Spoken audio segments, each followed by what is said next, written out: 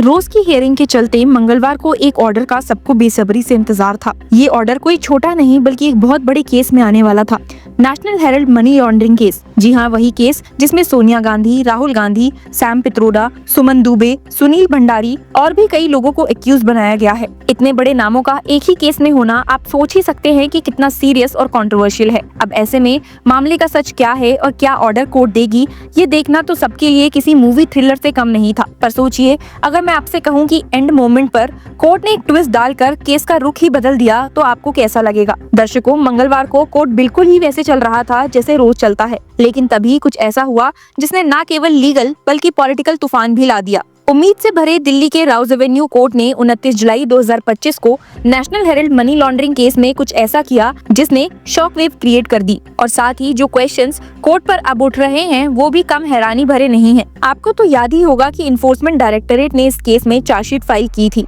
जिसके ऊपर कोर्ट को अपना ऑर्डर देना था। पर 29 जुलाई को जहां सबको इंतजार था कि शायद इस केस में अब ट्रायल शुरू होने वाला है, तभी ईडी द्वारा फाइल की गई इस चार्जशीट पर कॉग्निजेंस लेने के ऑर्डर को डेफर कर दिया गया। जी हाँ, आपने बिल्कुल सही सुना, ऑर्डर देने के बजाय उसे पोस्टपोन कर दिया गया है। कोर्ट ने कहा कि मैटर अब 7 और 8 अगस्त के लिए क्लैरिफिकेशन के लिए लिस्ट किया गया है। पर ये क्लैरिफिकेशन किस बात पर चाहिए, इस पर कोई क्लियर स्टेटमेंट नहीं दी गई है, जिसने पॉलिटिकल और लीगल सर्कल्स में स्पेकुलेशंस का स्टॉर्म खड़ा कर दिया है। जज विशाल गोगने ने पहले ही 15 जुलाई को सबमिशंस कंक्लूड करने के बाद ऑर्डर रिजर्व कर लिया था। उस समय कोर्ट ने कहा था that in the view of extensive submissions made by the respective counsels, proposed accused shall file a brief synopsis of their submissions by 19 जुलाई। इसके बाद एक्यूज ने अपने सिनॉप्सिस भी फाइल किए। ईडी ने अपने रिजॉइंडर्स दिया और मैटर ऑर्डर के लिए लिस्ट कर दिया गया, लेकिन आखिरी मोमेंट पर ऑर्डर के डेफर होने से सबको शॉक लग गया है। इस केस में एलिगेशंस कुछ कम नहीं है। एजेंसी का क्लेम है कि कांग्रेस के टॉप लीडर्स ने एजेएल यानी कि एसोसिएटेड जर्नल्स लिमिटेड के 2000 करोड़ के प्रॉपर्टीज फ्रॉडुलेंटली एक्वायर किए यंग इंडियन के थ्रू। ईडी का एलिगेशन है कि गांधी के पास यंग इंडियन में 76% का स्टेक था और एसोसिएटेड जर्नल्स लिमिटेड के एसेट सिर्फ 90 करोड़ के लोन के बदले में एक्वायर किए गए।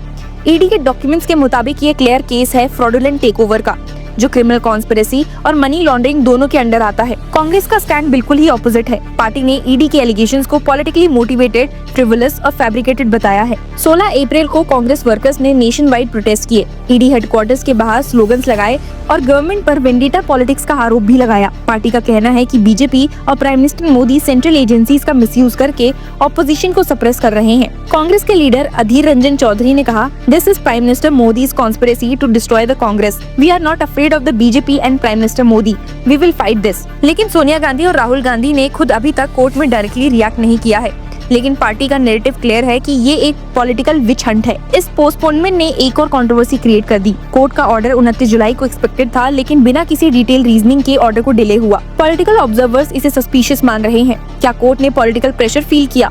क्या ईडी के केस में कुछ लूपहोल्स एक्सपोज हुए हैं जो क्लैरिफाई करना जरूरी है, या ये सिर्फ एक प्रोसीजरल डिले है? पॉलिटिकल टाइमिंग भी सस्पिशियस है क्योंकि लोकसभा सेशन चल रहा है।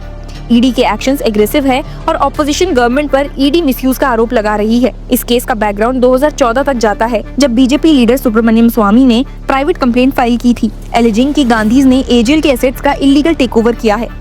पटियाला हाउस कोर्ट ने उस कंप्लेंट को एंटरटेन किया और ईडी इन्वेस्टिगेशन ऑफिशियली 2021 में स्टार्ट हुआ। स्वामी ने क्लेम किया था कि 2000 करोड़ की प्रॉपर्टीज पब्लिक फंड्स का मिसयूज करके यंग इंडियन के कंट्रोल में लाए गए। ईडी ने तब प्रॉपर्टी सीज की, नोटिस अफिक्स किए और सोनिया गांधी और राहुल गांधी के खिलाफ स्ट्रॉन्ग चार्जेस बिल्ड किए। अब तक ईडी ने दिल्ली के नेशनल हेराल्ड हाउस, मुंबई के बांद्रा प्रॉपर्टी और लखनऊ के एजेएल बिल्डिंग पर नोटिस अफिक्स करके सीजर प्रोसेस कंप्लीट किया है। इसी केस के दौरान रॉबर्ट वाड्रा का एंगल भी कंट्रोवर्सी में फ्यूल डाल रहा है। वाड्रा, जो प्रियंका गांधी वाड्रा के हस्बैंड हैं, ईडी की क्वेश्चनिंग के लिए रिसेंटली अपेयर हुए हैं। उन्होंने एलिगेशंस को आउटराइट रिजेक्ट किया और कहा, whenever Modi is scared he calls on the ED. ये स्टेटमेंट कांग्रेस के वेंडिटा क्लेम को और क्रेडिबिलिटी देता है। वाड्रा का केस हरियाणा के 2008 लैंड डील से जुड़ा हुआ है, जिसमें एलिजिबली उन्होंने लैंड बाय किया 7.5 करोड़ में, डेवलप परमिट लिया और डीएलएफ को 58 करोड़ में बेच दिया। ईडी का एलिगेशन है कि इसमें इरेगुलरिटीज हैं, लेकिन वाड्रा और कांग्रेस इसे बस पॉलिटिकल हैरेसमेंट बोल रहे हैं। कोर्ट प्रोसीडिंग्स का ड्रामा भी अपने आप में एक पॉलिटिकल थ्रिलर से कम नहीं है। 2 जुलाई से कोर्ट ने डे टू डे बेसिस पर कॉग्निजेंस पर सबमिशन सुने। 12 जुलाई को एसजी एसवी राजू ने ईडी का रिजॉइंडर कंप्लीट किया। 15 जुलाई को एक्यूज्ड के काउंसिल से अपने क्लोजिंग सबमिशंस दिए। कोर्ट ने ऑर्डर रिजर्व किया, लेकिन फिर भी अब क्लैरिफिकेशन के नाम पर ऑर्डर पोस्टपोन्ड हो गया है। आपको बता दूं कि स्पेशल जज ने ईडी को डायरेक्शन दी थी कि केस फाइल्स इंस्पेक्शन के लिए इन्वेस्टिगेटिंग ऑफिसर 15 से 17 जुलाई के बीच में अवेलेबल होंगे। एक्यूज से कहा गया था कि अपने आर्ग्यूमेंट्स का सिनॉप्सिस 3 से 4 पेजेस में फाइल करें। सारे प्रोसीजरल स्टेप्स फॉलो हुए, लेकिन फिर भी ऑर्डर नहीं दिया गया। ये डिले सिर्फ एक लीगल टेक्निकलिटी नहीं लग रहा है, हर दिन का डिले पॉलिटिकल नैरेटिव को शेप कर रहा है। बीजेपी के सपोर्टर्स इसे ईडी के एंटी करप्शन क्रूसेड का पार्ट बता रहे हैं, जबकि कांग्रेस इसे बीजेपी के पॉलिटिकल वेपनाइजेशन का एग्जाम्पल कह रही है। क्या कोर्ट डेलिब्रेट स्लो प्ले कर रही है? क्या एविडेंस रॉन्ग है या पॉलिटिकल एंगल डोमिनेटिंग है? ये क्वेश्चंस अब और इंटेंस हो गए हैं। पॉलिटिकल कंटेक्स्ट में देखा जाए तो 2025 इलेक्शंस के पहले ये केस एक न्यूक्लियर बॉम्ब है। बीजेपी चाह रही है कि केस का शैडो गांधीज पर रहे, कांग्रेस चाह रही है कि कोर्ट से रिलीफ मिले। ईडी का एग्रेसिव स्टांस और कांग्रेस का स्ट्रीट प्रोटेस्ट दोनों ही एक ही नैरेटिव के दो एंड्स हैं। एक कहता है कि करप्शन एक्सपोज हो रहा है, तो दूसरा कहता है कि डेमोक्रेसी क्रश हो रही है। 7 और 8 अगस्त की हियरिंग क्रूशियल है, क्योंकि कोर्ट डिसाइड करेगी कि चार्जशीट का कॉग्निजेंस लिया जाए या फिर नहीं। अगर कॉग्निजेंस लिया गया तो ट्रायल ऑफिशियली स्टार्ट होगा और सोनिया गांधी, राहुल गांधी और दूसरे एक्यूज समन्स हो सकते हैं। अगर कॉग्निजेंस नहीं लिया गया तो ईडी का पूरा केस झटके में गिर जाएगा। इसीलिए इस डेफरमेंट ने सस्पेंस और कंट्रोवर्सी दोनों को बढ़ा दिया है। ऑर्डर डिफर होने से ऑपोजिशन का नैरेटिव स्ट्रॉन्गर हो रहा है कि गवर्नमेंट और एजेंसीज ऑपोजिशन को पॉलिटिकली हैरेस कर रहे हैं। बीजेपी का नैरेटिव है कि ये करप्शन का हिस्टोरिकल ट्रायल है जो कांग्रेस के काले सच को एक्सपोज करेगा। पब्लिक परसेप्शन अब कम्प्लीटली डिवाइडेड है। एक साइड कहती है कि ईडी सिर्फ मोदी का टूल है, तो दूसरी साइड मानती है कि गांधीज के करप्शन का एंड गेम शुरू हो गया है। आज की डेट में सबसे बड़ा क्वेश्चन यही है कि कोर्ट का पोस्टपोनमेंट जस्टिस का पार्ट है या पॉलिटिक्स का गेम प्लान। क्या ये केस सच में 2000 करोड़ का स्कैम एक्सपोज करेगा या सिर्फ ऑपोजिशन सप्रेशन का एक और चैप्टर बनेगा? क्या गांधीज अपने पॉलिटिकल इन्फ्लुएंस से बच पाएंगे या केस उनका पॉलिटिकल फ्यूचर डिसाइड करेगा?